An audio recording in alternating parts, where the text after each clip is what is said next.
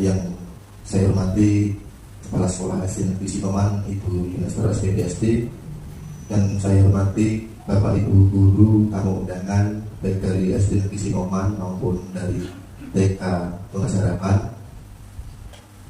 Pertama-tama sebelum acara kita mulai, kita panjatkan puja dan puji syukur atas kehadirat Allah Subhanahu wa taala yang mana diberikan kita semua kesehatan, kesempatan pada siang hari ini di dalam ruangan kelas 4 mengikuti acara program dari calon guru penggerak angkatan 11, yaitu menyebarkan pengalaman dan penerapan pengalaman budaya positif oleh Ibu Muyasaroh SPD. Salawat setelah salam kita aturkan kepada Nabi Muhammad SAW yang nantikan kita sahabatnya yang di yaumul kiamat. Amin amin ya rabbal alamin. Sebelum acara dimulai akan kami bacakan susunan acara. Yang pertama pembukaan, acara yang kedua menyanyikan lagu Indonesia Raya akan dipimpin oleh Ibu Ika Fitriani SPD. Acara berikutnya sambutan dari kepala sekolah. Acara yang keempat doa nanti yang akan dipimpin oleh Ibu Suliawati SPDI. Acara yang keempat pemaparan materi yang mana nanti akan disampaikan oleh Ibu Muyasaroh SPD. Acara yang kelima penutup. Untuk acara pertama pembukaan, mari acara pada siang hari ini kita buka dengan bacaan basmalah bersama-sama. Semoga acara di siang hari ini bisa bermanfaat untuk kita semua yang ada di ruangan. Bismillahirrahmanirrahim. Untuk acara kedua menyanyikan lagu Indonesia Raya yang dipimpin oleh Ibu Ika Fitriani SPD. Monggo Bu Biru. Hadirin dimohon berdiri semua.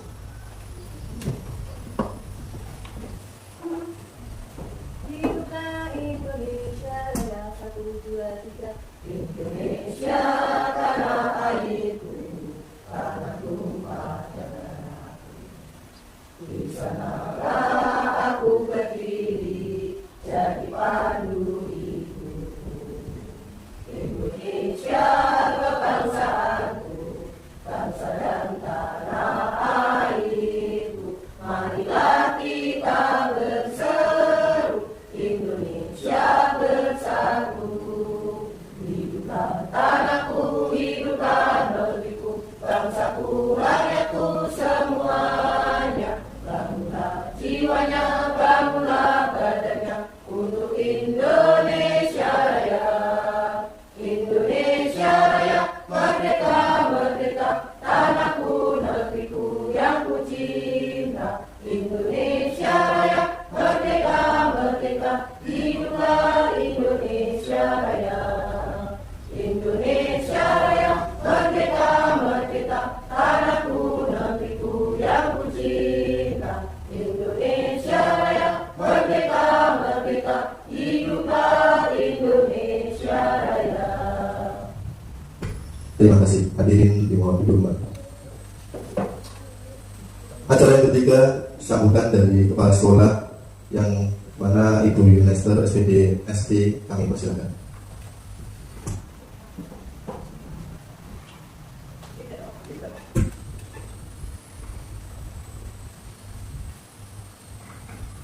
Assalamualaikum warahmatullahi wabarakatuh. Yang saya hormati Bapak Ibu Guru SD Negeri Sinoman, yang saya hormati Ibu Guru TK Tunas Harapan, dan khusus hari ini yang saya hormati yaitu CGP Angkatan 11 Ibu Muyasaroh SPD yang nanti membawakan materi pada hari ini. Pertama-tama marilah kita panjatkan puji syukur kehadirat Allah Subhanahu wa taala yang pada pagi hari ini, pagi menjelang siang, kita dapat berkumpul di kelas 4 dalam keadaan sehat, tidak ada halangan suatu apapun. Atas rahmatnya mudah-mudahan nanti acara bisa berjalan dengan lancar. Yang kedua, selawat serta salam kita haturkan kepada junjungan kita Nabi Muhammad SAW yang kita tunggu sampai besok di hari yang mulia. Amin Allahumma amin. Bapak Ibu yang saya hormati, di acara pada siang hari ini, semoga dalam acara pada siang hari ini nanti dapat berjalan dengan baik dan lancar, tidak ada suatu apapun. Dan untuk menyingkat waktu, nanti pada pembawaan materinya apa? Semoga nanti Bu Mulyasarah sebagai CGP Angkatan 11 bisa membawakan materi dengan lancar dan bisa menambah inspiratif kepada Bapak Ibu guru, khususnya Bapak Ibu guru SD Sinoman, dan bisa memperluas kepada anak didik kita. Pada hari ini materinya yaitu menyebarkan pemahaman dan penerapan pengalaman budaya positif. Semoga nanti dalam penyampaiannya bisa bermanfaat untuk kita semua dan juga bermanfaat untuk lingkungan SD di sini. Saya ucapkan selamat untuk Bu Mulyasarah yang sudah menjadi CGP Angkatan 11. Semoga tetap sukses dan bisa melaksanakan tugas dengan baik. Dan tak lupa saya hanya bisa mendoakan saja semoga diberi kelancaran, diberi kesehatan oleh Allah Subhanahu wa Ta'ala. Saya kira dari saya cukup, nanti materi saya serahkan pada Bu Mulyasarah untuk menyampaikan kepada Bapak Ibu guru yang lain. Terima kasih. Wabillahi taufiq wal hidayah. Wassalamualaikum warahmatullahi wabarakatuh. Terima kasih atas sambutan dari Kepala Sekolah SD Negeri Sinoman. Kita lanjutkan acara berikutnya, yaitu doa yang akan dipimpin oleh Ibu Setiawati SPDI. Kami persilakan.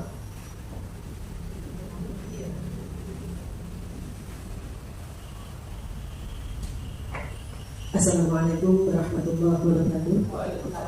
Marilah kita menundukkan kepala kita sejenak, berdoa kepada Allah Subhanahu wa Ta'ala.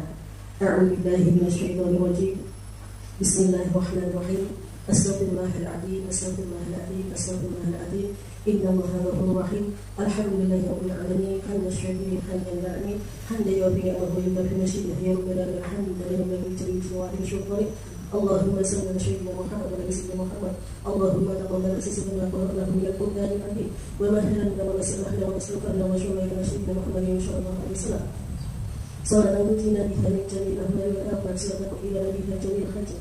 وَاللَّهُ مَنْ جَمِيعِ شَيْءٍ اللهم أكرم بدني اللهم أكرم بشري اللهم أكرم بمشري لا إله إلا أنت اللهم إني أعوذ بك من الكفر والتقدير وأعوذ بك من عذاب القبر لا إله إلا أنت اللهم إنا نسألك شهادة في الدين وأبيضا في الجزاء وسيرة في العلم وبلغا في الرشق وتوبة قبل الموت ورحمة عند الموت والمغفرة بعد الموت اللهم هنيك لنا في الشر والرضا ونجعل من النار ومن الحساب اللهم أرنا حقا حقا وارزقنا اتباعه وأرنا باطلا باطلا وارزقنا اجتنابه ربنا آتنا في الدنيا حسنة وفي الآخرة حسنة وقنا عذاب النار وقنا عذاب النار سبحان ربك رب العزة عما يصفون وسلام على المرسلين والحمد لله رب العالمين إلى من الشفاعة والشفاء البارئة أعوذ بالله من الشيطان الرجيم بسم الله الرحمن الرحيم الحمد لله رب العالمين الرحمن الرحيم مالك يوم الدين إياك نعبد وإياك نستعين اهدنا الصراط المستقيم صراط الذين أنعمت عليهم غير المغضوب عليهم ولا الضالين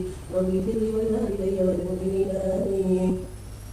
Assalamualaikum warahmatullahi wabarakatuh. Terima kasih Ibu Setiawati SPDI. Semoga doa-doa yang kita panjatkan bisa dicapai oleh Allah Subhanahu wa Ta'ala. Kita masuk acara yang keempat, yaitu pemaparan materi yang akan disampaikan oleh calon guru penggerak angkatan 11, yaitu Ibu Mulyasarah SPD. Kepada Ibu Mulyasarah kami persilakan.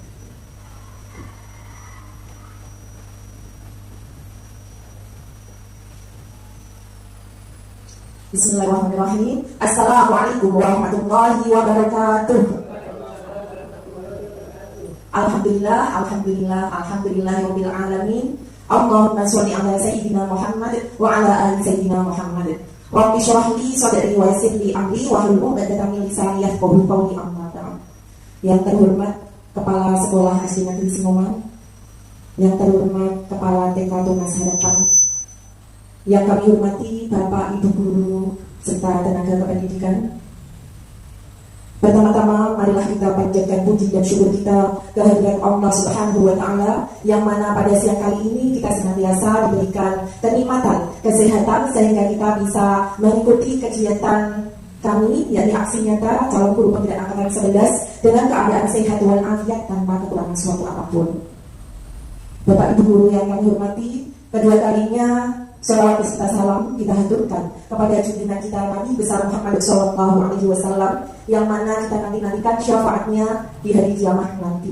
Semoga kita semua mendapatkan syafaat dari Nabi besar Muhammad SAW. Amin amin ya rabbal alamin. Bapak Ibu guru yang kami hormati, sebelum kami memaparkan materi kami, tak lupa kami ucapkan terima kasih banyak kepada Bapak Ibu guru semua yang sudah berkenan meluangkan waktu guna untuk mengikuti kegiatan kami CGP Angkatan 11, yakni tentang kegiatan kami aksi nyata Bapak Ibu, yaitu menyebarkan pemahaman dan penerapan pengalaman budaya positif. Tentunya bisa kita laksanakan di sekolah kita masing-masing. Tujuan dari kegiatan kami yaitu sekolah kita, tempat kita di sini bisa mengadakan perubahan-perubahan yang lebih baik lagi dengan adanya Bapak Ibu budaya positif yang baik di sekolah kita untuk kita tingkatkan lagi. Untuk selanjutnya, Bapak Ibu guru yang kami hormati, sebelum kita ke budaya positif, apa itu budaya positif? Di sini kami akan menjelaskan tentang kita mempelajari tentang filosofi Ki Hajar Dewantara, Bapak pendidikan kita, yaitu mana beliau ini menjelaskan tentang pendidikan, yaitu merupakan menuntun atau tuntunan dalam hidup tumbuhnya anak-anak kita atas segala kodrat yang mereka miliki agar mereka mencapai keselamatan yang setinggi-tingginya, baik sebagai manusia ataupun sebagai anggota masyarakat. Menurut Ki Hajar Dewantara, Bapak Ibu dan tugas kita di sini menuntun anak-anak peserta didik kita, yaitu sesuai kodratnya agar mereka mencapai keselamatan, kebahagiaan setinggi-tingginya. Itu kemudian untuk menuntun tumbuhnya kekuatan kodrat pada anak-anak kita agar mereka dapat memperbaiki perilakunya dalam hidup. Karena anak tumbuh menurut kodratnya sendiri, yaitu di luar kehendak kita sebagai Bapak Ibu guru yang menuntun mereka.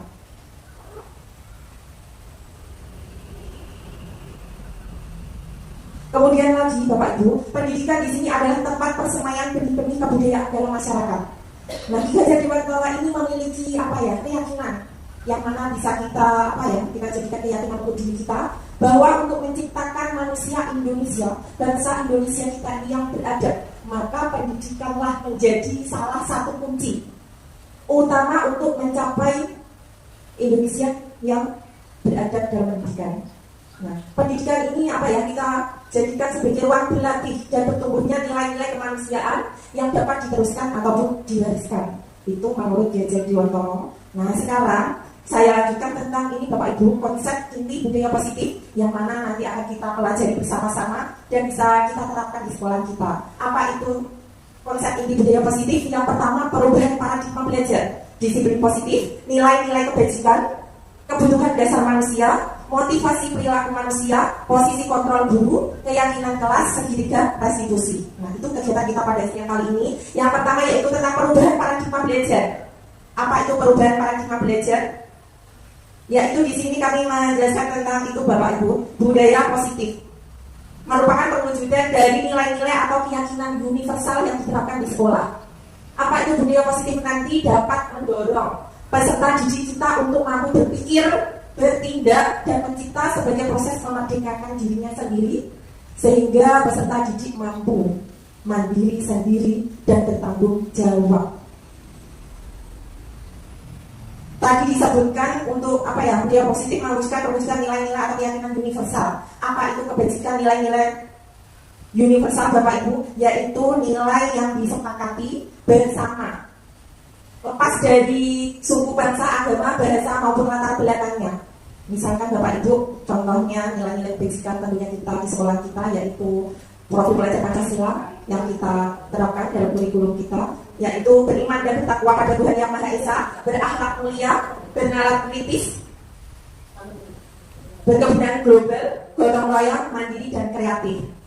Dan untuk selanjutnya nilai-nilai kebajikan universal contohnya dalam keterampilan hidup, dapat dipercaya, lurus hati, pendengar yang aktif, tidak memudahkan orang lain dan memberikan yang terbaik dari diri. Mungkin di antara Bapak Ibu ada yang tahu lagi tentang nilai-nilai kebajikan universal yang saya yakin kita semua melakukannya setiap hari. Di antaranya bisa kita kita terapkan jujur, tanggung jawab, integritas, disiplin, dan lainnya Bapak Ibu.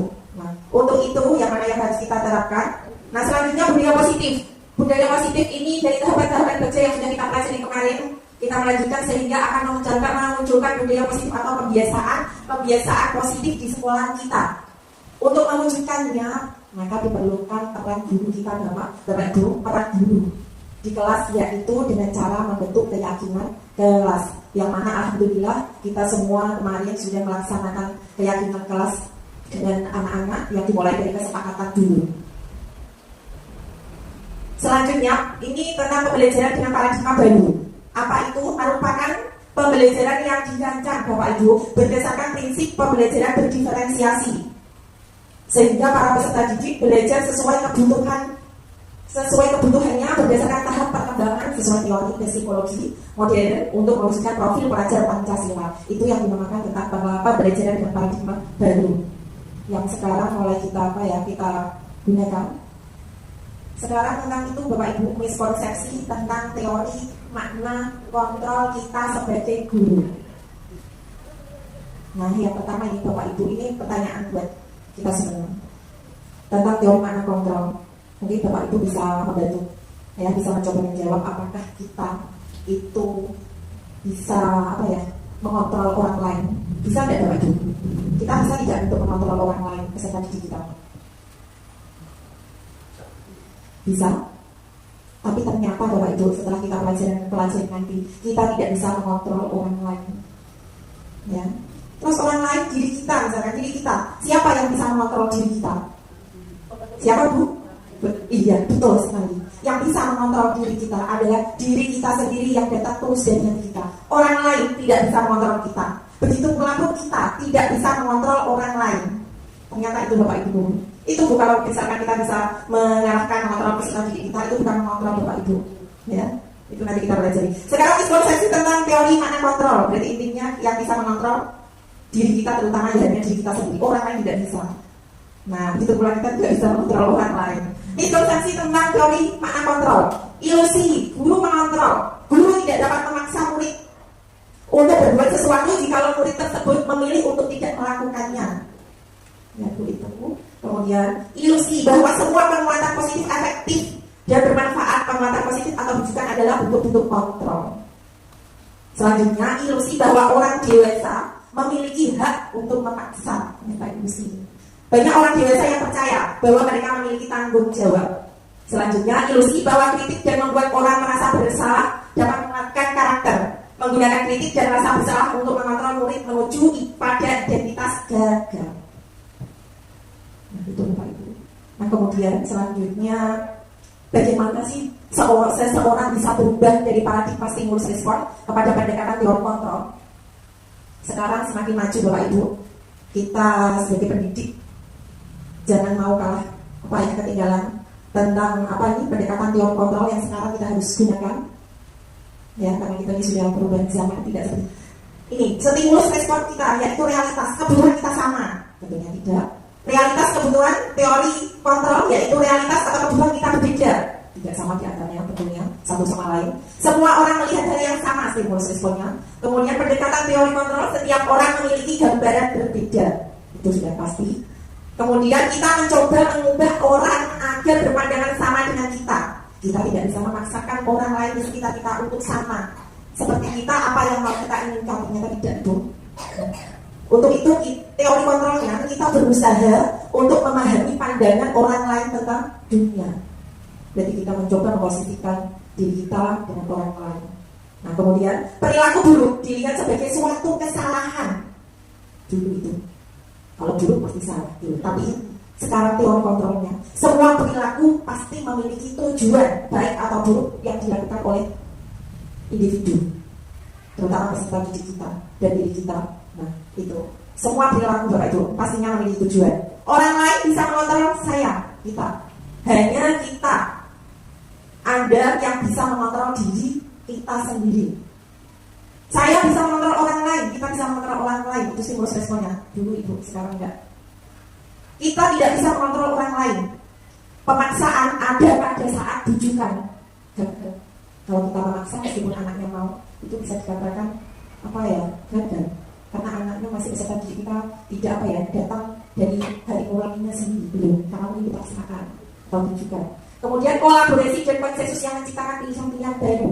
Kita harus bisa berkolaborasi Bapak Ibu untuk menghadapi masalah. Selanjutnya model berpikir menang kalah dulu. Teori kontrolnya, marilah kita model berpikirnya untuk menang. Intinya kalau menurut saya kita harus berpikir husnudzon, berpikir yang baik. Jauhkan pikiran kita dari hal-hal yang yang tidak baik. Selanjutnya disiplin positif. Nah ini Bapak Ibu, disiplin. Mungkin Bapak Ibu dulu tahu apa itu disiplin. Dalam sekilas apa Bapak Ibu? Harus disiplin. Apa itu disiplin? Biasanya ada seperti itu. Ini kemarin ada yang pada waktu kami melaksanakan kegiatan CGP, ada yang jawab disiplin. Menaati peraturan. Ternyata tidak itu. Ya, bukan arti disiplin sebenarnya. Taat peraturan, ini disiplin. Nah, disiplin ini kami akan kita bahas sama-sama. Disiplin berasal dari kata disiplinnya yang artinya belajar, mengacu pada disiplin diri, yang memiliki tanggung jawab terhadap apa yang dilakukannya berdasarkan nilai-nilai yang diyakininya. Dan disiplin positif itu pembiasaan hal yang baik, yaitu sikap, perilaku, tutur kata seluruh warga di sekolah. Ya, tentunya di tempat kita, tidak hanya di sekolah, dimanapun kita berada. Nah, karena kita sebagai guru, terutama juga tugas kita, yaitu terutama untuk peserta didik kita. Mereka akan dapat berkembang menjadi pribadi yang kritis, mandiri dan tanggung jawab. Dan penerapan disiplin itu memiliki tujuan Bapak Ibu, yaitu untuk menumbuhkan kesadaran dari dalam dirinya mereka, serta memberdayakan peserta didik tanpa adanya imbalan atau penghargaan, ancaman atau hukuman. Ternyata itu tentang disiplin. Kalau zaman dulu waktu dulu pengalaman itu biasanya anak lebih suka dikasih imbalan, hadiah, bintang misalkan. Untuk sekarang tidak Bapak Ibu.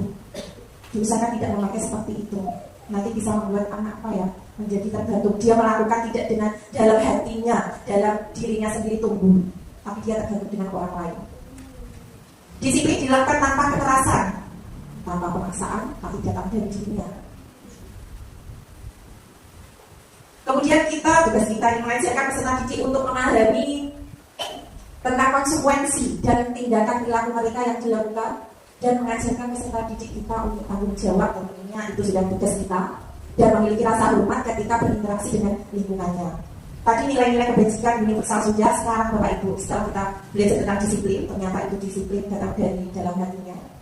Ya, membiasakan peserta didik kita memiliki disiplin diri, sehingga berperilaku mengacu kepada nilai-nilai kebajikan universal, yaitu P5, menuju perubahan perilaku ke arah yang lebih baik lagi.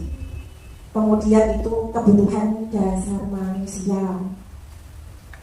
Ya, setiap manusia kita diciptakan oleh Tuhan, yaitu memiliki kebutuhan dasar. Segala sesuatu yang kita lakukan untuk mendapatkan apa yang kita inginkan. Seluruh tindakan yang kita lakukan memiliki tujuan tertentu, dan semua usaha terbaik yang kita lakukan adalah dalam rangka kita agar kebutuhan dasar kita terpenuhi dengan baik. Kebutuhan dasar manusia itu apa saja? Ada 5 Bapak Ibu. Yang pertama, bertahan hidup. Ya, bertahan hidup diantaranya manusia butuh makan, pakaian, tempat tinggal, keamanan, kesehatan. Kebutuhan hidup. Yang kedua, kebutuhan dasar manusia, kasih sayang dan rasa diterima. Rasa diterima, dipedulikan, berbagi, kerjasama, menjadi bagian dalam kelompok, itu kebutuhan dasar kita sebagai manusia. Selanjutnya penguasaan, manusia memiliki kebutuhan dasar, berkeinginan untuk dianggap, okay. Kalau mencoba dianggap rasanya enak ya tentunya. Ya, pastinya itu. Kemudian harga diri, yang mana harus kita jaga. Memimpin, manusia diciptakan sebagai pemimpin, meskipun kelasnya kita beda-beda, minimal kalau peserta didik kita bisa memimpin dirinya sendiri. Kemudian berprestasi, diakui dan didengar. Selanjutnya kebebasan, kebutuhan dasar manusia perlu kebebasan. Ya. Mandiri, memiliki pilihan, bebas, tidak mau pada ajaran kita ditemukan disuruh seperti ini, kadang kita menolak. Mencoba hal baru, mau mengendalikan arah dirinya, bebas. Kesenangan, kebutuhan dasar manusia perlu kesenangan, bermain, humor, antusiasme, dan tertawa. Dalam kebutuhan dasar tersebut Bapak Ibu itu dapat memberikan motivasi perilaku kita manusia dalam kehidupannya. Ternyata Ada dua Bapak Ibu, motivasi perilaku diri kita dan tentunya peserta didik kita, anak-anak kita, yaitu motivasi dari luar dan dari dalam. Nah, mana ini nanti yang terbaik? Dari luar ekstrinsik, yaitu untuk menghindari ketidaknyamanan atau hukuman. Kita berperilaku, nah misalkan untuk menghindari ketidaknyamanan, menghindari hukuman, kita mau melakukan sesuatu tujuannya biar tidak dihukum lah, misalkan peserta didik kita. Kemudian lagi untuk mendapatkan imbalan atau penghargaan dari orang lain, kita mau melakukan sesuatu termotivasi melakukan misalkan apa ya dalam kegiatan kita. Nah itu karena ingin mendapat imbalan. Kalau anak didik kita ingin mendapat imbalan, aku biar dapat bintang dikasih bapak ibu dulu, sehingga anak-anak mau kita apa ya, kita tuntun. Itu bisa menjadikan motivasi perilaku anak didik kita, juga kita. Kemudian motivasi intrinsik yang paling baik, yaitu menjadi orang yang mereka inginkan dan menghargai diri sendiri dengan nilai yang mereka percaya. Ya, tentunya ini saya yakin kita semua sudah menerapkan motivasi kita bekerja di sini, yaitu tentunya dari hati menghargai diri kita sendiri dengan nilai yang kita percaya. Kalau kita niat sebagai guru, nah kita niat yang baik ibadah, ingin mendapatkan ridha Allah, kita bekerja tentunya dengan sudah pasti itu kita ikhlas. Nah motivasi intrinsik sehingga kita semangat untuk bekerja, tidak berharap apa ya untuk mendapatkan imbalan ataupun penghargaan, tapi motivasi yang lebih baik dari datang dari dalam diri kita masing-masing, tujuan kita untuk berperilaku dengan hal yang lebih baik lagi.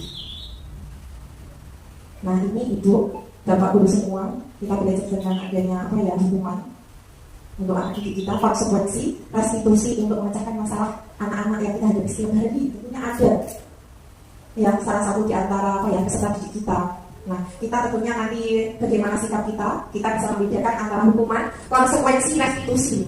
Nah, mana nanti yang lebih baik yang kita terapkan? Kalau hukuman, biasanya hukuman itu tidak terencana Bapak Ibu, datang langsung seketika, melihat anak kita hukum, spontanitas. Murid tidak tahu apa yang akan terjadi atau tidak dilibatkan, langsung kita menghukum misalkan.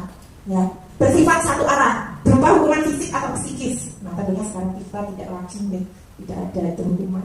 Konsekuensi terencana disepakati sesuai peraturan sebelumnya, kita rencanakan konsekuensinya. Kalau kamu misalkan terlambat sekolah buat anak didik kita, konsekuensinya harus apa? Itu pun harus kita lihat. Nah, tidak boleh apa ya membuat punishment pada anak-anak kita. Murid tetap dibuat tidak nyaman meskipun kita sudah sepakati konsekuensinya bersama-sama dengan mereka. Sikap guru selalu memonitor murid, konsekuensi. Nah ini yang terakhir yaitu restitusi, proses menciptakan kondisi bagi murid untuk memperbaiki kesalahannya. Ini yang apa ya? Kata baru. Proses kolaboratif yang mengajarkan murid untuk mencari solusi dari masalahnya sendiri. Ini restitusi. Nah, Bapak Ibu ini guru apa ya? Saya minta tolong ini tentang konsekuensi dan hukuman. Misalkan ini mencatat 100 kali di dalam buku kalimat. Saya tidak akan terlambat lagi karena terlambat ke sekolah. Konsekuensi apa hukumannya ini? Mencatat 100 kali dalam buku kalimat. Saya tidak akan terlambat lagi karena terlambat ke sekolah. Konsekuensi apa hukumannya? Konsekuensi hukuman. Nah, itu nanti. Kemudian lari mengelilingi lapangan basket 2 kali karena terlambat dari sekolah. Hukuman ya, hukuman. Karena hukuman menganggap apa ya? Membersihkan coretan yang dibuatnya di meja tulis. Konsekuensi. Karena dia sedang coret-coret, konsekuensinya dia harus membersihkan. Murid diminta untuk push up 15 kali karena tidak menggunakan masker ke sekolah. Nah, ya, betul sekali. Berdiri di depan kelas sambil mengangkat kaki 1 karena tidak bisa menjawab. Ya, dulu ya Bapak Ibu, sekarang enggak dan tidak boleh. Ini pengalaman kita dulu pernah dihukum. Ya. Kemudian membersihkan WC karena merusak pensil teman. Iya, hukuman. Lari keliling lapangan karena terlambat 10 menit saat pelajaran PJUK. Hukuman. Konsekuensi Bapak Ibu.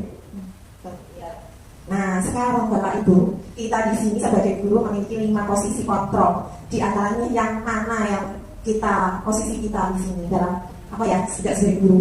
Yang pertama penghukum, pembuat merasa bersalah, teman, pemantau atau manajer.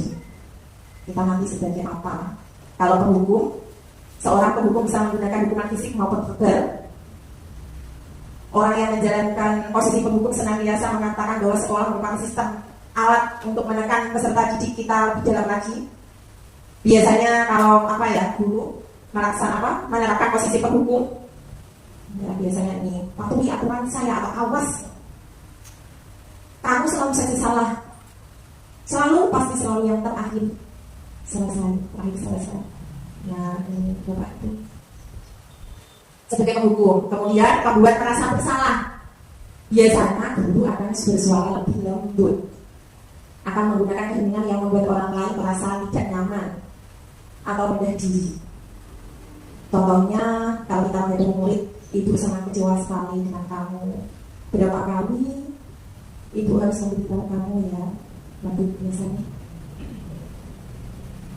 Kita sebagai teman, guru pada posisi ini tidak akan menyakiti murid, namun akan tetap berupaya mengontrol murid.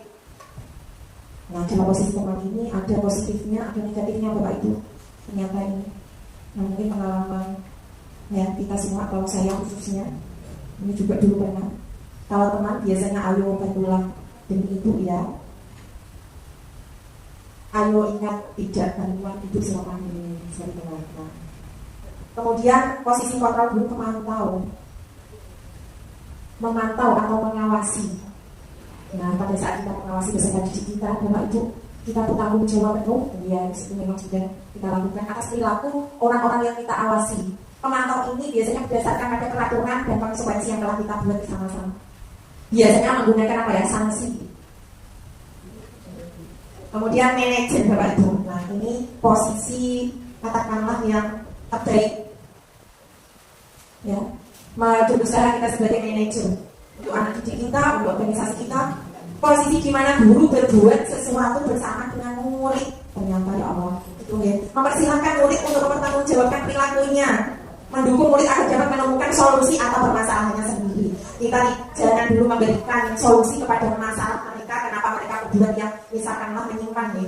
Kita bantu mereka untuk mencari solusinya, menyadari atas perbuatannya sendiri dulu Bapak Ibu. Itu yang lebih baik kita sebagai manajer. Tentunya Bapak Ibu guru tahu posisi kita, apa yang kita lakukan setiap hari untuk anak didik kita. Selanjutnya Bapak Ibu, seorang manajer ini telah memiliki banyak keterampilan, yaitu di posisi teman maupun pemantau. Bisa jadi sewaktu-waktu kita kembali menjadi teman atau pemantau Bapak Ibu. Murid kita menjadi manusia yang merdeka. Kita menginginkan peserta didik kita tentunya, yaitu menjadi manusia merdeka, mandiri dan tanggung jawab. Maka kita perlu mengacu pada restitusi. Nanti kita pelajari apa itu restitusi. Sekarang contoh penerapan 5 posisi kontrol guru. Nah ini Bapak Ibu, yaitu contohnya kasusnya memakai atribut siswa tidak memakai atribut lengkap saat upacara.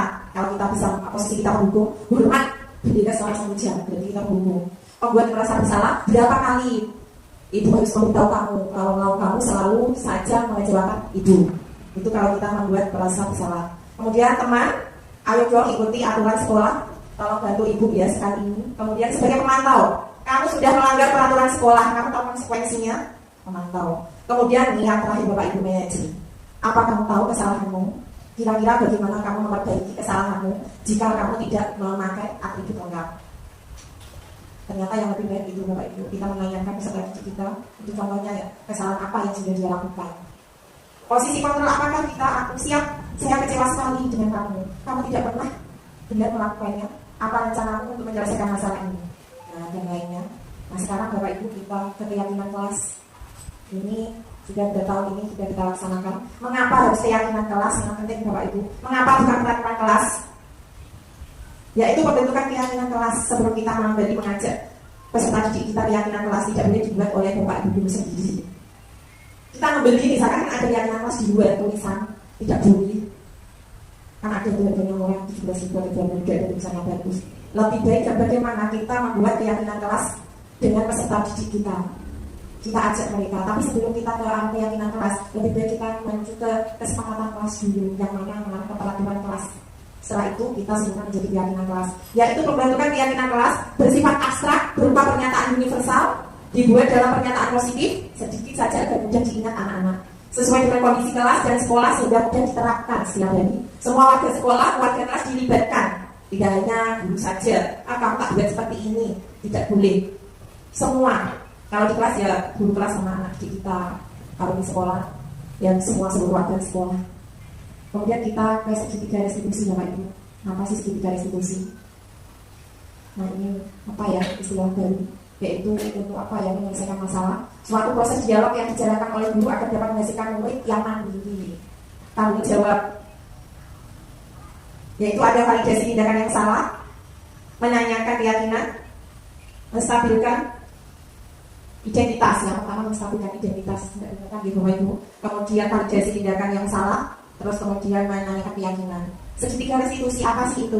Proses menciptakan kondisi bagi peserta didik untuk memperbaiki kesalahan mereka sehingga mereka bisa kembali pada kelompok mereka dengan karakter yang lebih baik. Ini cara kita, alangkah baiknya kita menggunakan segitiga restitusi apabila ada peserta didik kita melanggar aturan atau perilaku yang menyimpang. Contohnya yang apa yang harus kita lakukan? Menstabilkan identitasnya dulu. Tidak harus langsung menarik atau apa. Ada cara tipnya Bapak Ibu. Segitiga restitusi untuk memecahkan masalah anak didik kita, baik itu di SD, kalau di TK, biasanya kalau di apa ya, di TK itu cara guru untuk menenangkan muridnya. Mungkin muridnya ada yang berperilaku yang tidak baik, biasanya apa ya, di pangku atau siapa itu kamu kok, nah itu biasanya. Tapi kalau SD, nah berdasarkan prinsip membuat kesalahan adalah bagian dari proses pembelajaran. Kita bisa apa ya, kesalahan itu bukan tentang salah nih, bisa menjadi suatu pembelajaran yang mana bisa kita perbaiki dari kesalahan tersebut. Berbuat salah itu wajar itu Pak Ibu. Terus apa ya, kita betul terus itu enggak. Namanya manusia, ada kekurangan, ada kelebihan. Tidak ada manusia yang sempurna. Kemudian Bapak Ibu juga pernah melakukan itu. Nah, ini kalimat buat apa ya, peserta didik kita untuk menstabilkan identitas, menjadikan murid kita mana-mana ya dengan temannya atau bertengkar atau melakukan kesalahan. Kalimatnya bisa begini, ibu tidak mau mencari siapa yang salah. Tidak bilang, wah saya salah kok. Tidak boleh. Itu salah, nanti tidak boleh, kita tidak boleh apa ya, sampai setelah kita bilang seperti itu. Kita cari bagaimana solusinya. Ya. Bapak Ibu ini kalimatnya, ibu tidak mau mencari siapa yang salah, tapi ibu ingin mencari solusi dari permasalahan kamu. Kenapa kamu sampai misalkan bertengkar dengan temanmu, sampai dibuat seperti itu, kenapa? Nah itu. Kemudian validasi tindakan yang salah, yaitu perilakunya berupaya memenuhi suatu kebutuhan tertentu. Kemarin saya punya pengalaman dari Bapak Ibu guru, anak itu kok biasanya marah-marah ya, betul sekali, mungkin dia kurang kasih sayang, kebutuhannya kurang, betul itu. Kamu pasti punya alasan mengapa kamu melakukan hal itu. Kalau kita di sini ya sama ya, kenapa kamu sampai kejuaraan itu? Alasan kenapa? Nah, kamu kok sampai misalkan tidak memakai baju yang tidak lengkap, gitu. Kemudian lagi, padahal kamu bisa melakukan hal yang lebih buruk dari ini ya. Bapak Ibu, kamu patut bangga karena telah melindungi sesuatu yang penting buatmu. Lanjut, yaitu setelah itu menanyakan keyakinan. Murid akan diberi pertanyaan bermakna Bapak Ibu untuk menyelesaikan masalah, tidak harus langsung, tidak, tapi perlu juga ketenangan proses, tidak harus langsung ingin tidak, ya. Yaitu apa ya, diberi pertanyaan yang memunculkan motivasi secara intrinsik kepada anak didik kita. Berdasarkan teori kontrol, bahwa pada dasarnya kita termotivasi secara intrinsik dari dalam hati. Mereka berbuat yang baik atau yang tidak baik karena mereka memiliki tujuan. Nah, ini kalau personal, misalkan anak didik kita berbuat yang tidak baik, kita harus bisa menanyakan apa keyakinan kelas kita. Pentingnya Bapak Ibu guru memberikan membuat keyakinan kelas di kelas kita. Apa keyakinan kelas kita? Kita tanyakan kepada murid-murid kita. Nilai-nilai apa yang telah disepakati bersama, kamu tahu? Tentunya Bapak Ibu sudah tahu apa itu keyakinan kelas ya, bagaimana cara membuatnya. Nah, itu. Dalam penerapan program disiplin positif, hendaknya guru memiliki standar kepribadian profesional dan sosial yang baik, di mana guru mampu merefleksikan dirinya dalam posisi kontrol saat ini. Bapak Ibu, setiap hari ya kita sekarang dituntut untuk bisa apa ya, setiap kegiatan kita setelah selesai kita bisa merefleksikan diri kita sendiri. Apa saja sih yang kita lakukan sehari ini dengan anak didik kita, tanggung jawab kita apa yang sudah kita lakukan sekarang, harus gitu Bapak Ibu. Sehingga kita bisa mengevaluasi apa saja yang kita lakukan, sehingga ke depannya kita bisa menindaklanjuti ke hal-hal yang lebih baik lagi. Ada istilah hari ini apa ya, harus lebih baik dari hari kemarin. Kalau hari ini sama dengan hari kemarin, itu termasuk katanya ini dari apa ya, pengetahuan dari teman lain, dari pembelajaran itu dikatakan biasanya orang-orang yang rugi. Itu betul tidaknya ya, diri kita masing-masing ada yang mulai. Oke Bapak Ibu, sebelumnya itu, nah upaya yang harus dilakukan. Kita ingat bahwa pendidikan bukan hanya tentang mengisi kepala ya anak didik kita dengan pengetahuan saja, tidak. Ya Bapak Ibu, pokoknya anakku apa ya, murid saya harus bisa ini ya, bisa IPA, bisa IPAS, matematika bisa perkalian, tidak hanya itu. ya. Tetapi juga tentang membuka pintu untuk melakukan perubahan yang lebih baik dalam dunia ini. Tentunya karakter perilakunya yang sudah tidak asing lagi tentunya. Buat kita berarti anak-anak itu memiliki potensi yang berbeda-beda, tidak sama rata. Nah, kemudian Bapak Ibu tentang disiplin positif kita yang bisa kita laksanakan di dalam sekolah kita. Di antaranya tadi kita bisa membuat keyakinan kelas, alhamdulillah sudah kita laksanakan. Mungkin dari saya, apabila ada tutur kata yang tidak berkenan di hati, saya minta maaf yang sebesar-besarnya.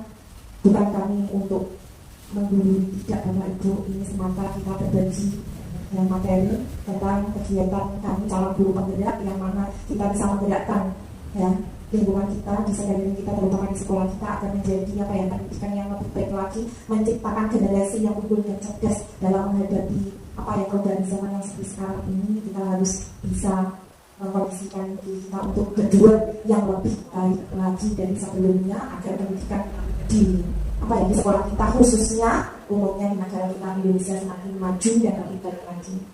Terima kasih.